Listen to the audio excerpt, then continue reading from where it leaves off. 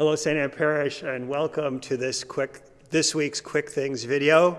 We'll begin with a few really quick things. First of all, we invite families, others with pets and animals to join us for our Blessing of Animals at 10:30 a.m. on Saturday. There's a long tradition of celebrating creation and the life that God has given to all of creation in a Blessing of Animals ritual, and we will do that at 10:30 Saturday on our outdoor creation sanctuary where we've celebrated Mass the last couple of weekends. So that's again at 10:30 Saturday. Bring your cats and dogs and snakes and birds and cows and horses, whatever animals you bring, we will celebrate that blessing on Saturday. And then, more importantly, we will gather there again at 9:30 on Sunday for Mass on the grass. We're going to try to do this as often as we can for as long as we can, to gather in a large group in a safe setting, hopefully somewhat sunny, more or less. But as long as the temperature allows, we will gather, and we will be there this Sunday. The forecast still looks pretty decent. We'll need coats and things like that to stay warm, but remember to bring your masks, bring your lawn chair or blanket. We will maintain distance, and we also need to register for that, but again, that's at 9:30 on Sunday. Come one, come all. Invite friends and neighbors to join us as well for a safe, hopefully sunny experience of giving thanks and praise to God.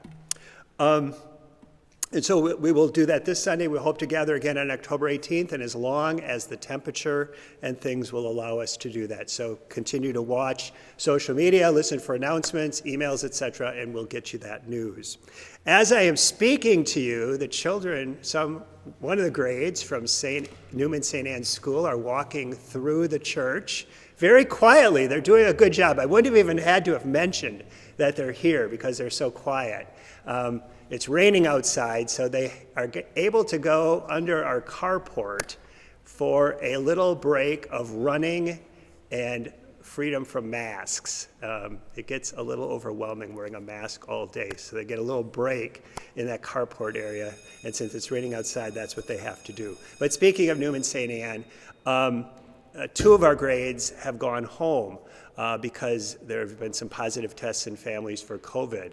And so it's a reminder that the coronavirus still is among us, and we know that by the rising numbers in Marathon County and in other places across the state, but it's here as well, and so those kids will be out of school until October 7th.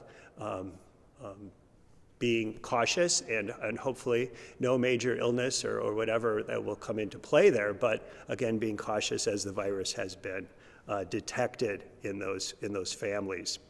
Another bit of news, tonight we begin our Forming Young Disciples program.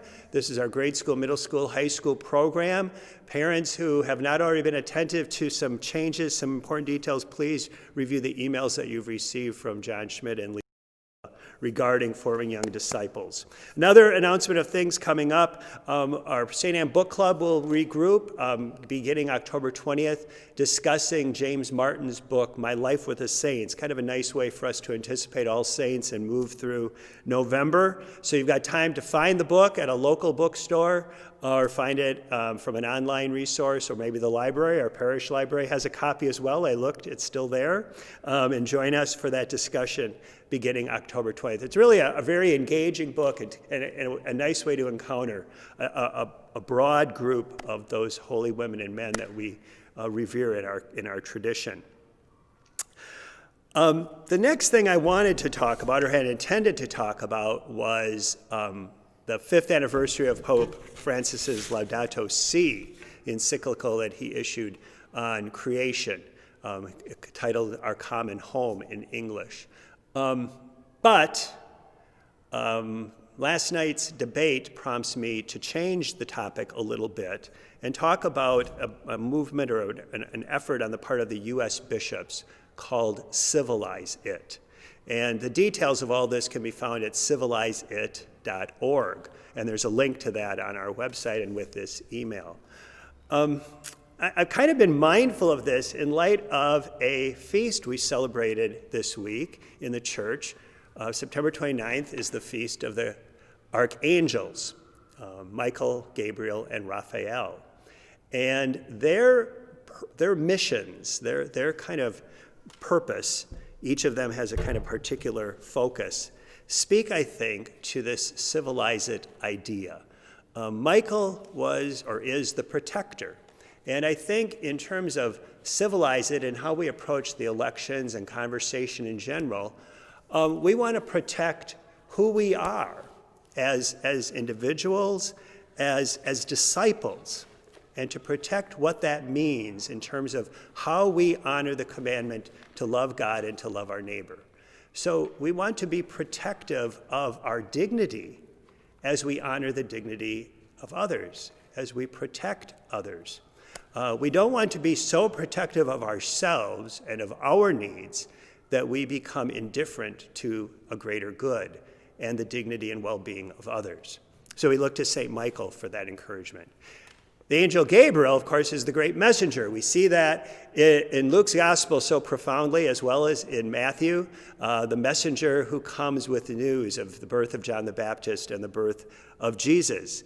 Well, we need to be messengers of good news. We need to be inspired and encouraged by the witness of Gabriel, that we might be messengers of hope and of civility, of a greater regard for one another in our discourse, in our attitudes toward one another, that somehow in what we say, how we live, might recognize that, and that we might be messengers of that civility. And then Raphael is the companion and the healer. And I think in these days where there is such rancor and such division, such hostility, that mission of Raphael is so important, and that Raphael might encourage us in some way, that we might be better companions to one another, more gracious companions to one another, more understanding compassions to one another, that we might be a greater healing presence. And those are all components of the civilized movement that the bishops have established. There's a pledge that people are encouraged to take, and I took the pledge, and the pledge, of course, is not binding or anything, but it's meant to kind of remind us of what hopefully our goals might be as we go through, especially this time of the campaign. The first part of the pledge is civility. And it says to recognize the human dignity of those with whom I disagree, treat others with respect, and rise above attacks when they are directed at me. And I think this goes not just in terms of our interaction face to face, but also in terms of social media. I'll be honest. I mean, I'm friends on Facebook with some members of our parish, and I'm somewhat surprised, maybe even shocked by some of the things that are said about other people, candidates, but as well as those people who support those candidates. And I think we all need to just pause for a moment when we're posting something, when we're saying something, to consider the civility of that. And what does this say about the dignity of the other person? Okay? To recognize that whether we agree or disagree, we have a dignity as people created in the image of God, and often as fellow Christians. So that's one. Two is clarity. To root my political viewpoints in the gospel and a well-formed conscience, which involves prayer, conversation, study, and listening. I will stand up for my convictions and speak out when I witness language that disparages others' dignity, while also listening and seeking to understand the experience of others. This is all rooted in the idea of having a well-formed conscience. And the bishops have encouraged us and have guide us still in this pursuit of a well-formed conscience through their teaching document, Faithful Citizenship. There's a link on our website and with this email to that information. How do we guide ourselves as we prepare to vote, informing our conscience, so that what we cast is not just my personal vote of what's best for me, but what might be best for the greater good of our country, of our society, of our world. Sometimes that may seem that the bishops, and some will argue, that this is suggesting that the bishops are telling us who to vote for. Well, not at all, in that in fact, much of what they will put out does not line up very well with any political party. But rather than, as our conscience is formed, we are guided, each of us individually, to a more clear understanding of where our vote might best be cast. Others will say, well, why are the bishops or why am I talking about this? Because the church has no place in the political realm. Well, that just isn't true. We are all political. We are all political beings. And the life and well-being of our country is a central concern of those of us who are Christians.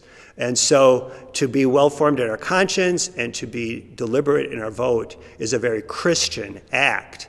And to be knowledgeable about particular issues is crucial, I think, if we are going to be disciples of Jesus in our country and our world in the 21st century. So that's the clarity piece. Civility, clarity, and compassion. To encounter others with a tone and posture which affirms that I honor the dignity of others and invites others to do the same. I will presume others' best intentions and listen to their stories with empathy. I will strive to understand before seeking to be understood. And this goes, again, a bit to the earlier concern about how we speak to one another, how we speak about one another, the things we post on social media, etc. It might also come into play in last night's debate that I won't call other people names and I won't interrupt them when they're talking, and other things that we might say in terms of how compassion is expressed. So I offer this pledge to all of you and to all of us that we might take the pledge and hope that, guided by our archangels Michael, Gabriel, and Raphael, that we might be better protectors of what is essential to our lives as people on this planet and the beliefs that we profess as Christians, that we might be better messengers guided by Gabriel in sharing the good news of Jesus in the political realm and wherever we are in terms of how we do that. And that also we might be guided by Raphael in the mission of compassion and healing. I'd encourage you to reflect on the Civilize It pledge, and if you are so inclined, to take that pledge, and it's right there on our website online. We'll conclude then with a prayer inspired by Bishop Zubik, I believe, of Pittsburgh, Pennsylvania, a prayer for civility. Lord, make me an instrument of your peace. Where uncivil words prevail, show me how to model love. Help me remember the God-given dignity of all and invite others to do the same. Show me how to build bridges and not walls, and see first what unites us rather than how we diverge. Let me seek to understand before asking to be understood. Give me a listening heart filled with empathy and compassion. May I be clear in sharing my own position and respectful and civil in describing those of others. Let me never tolerate hateful ideas. May I invite all to charity and love. Lord, help me to imitate your compassion and mercy. Make me an instrument of your peace. Amen. Be well. God bless.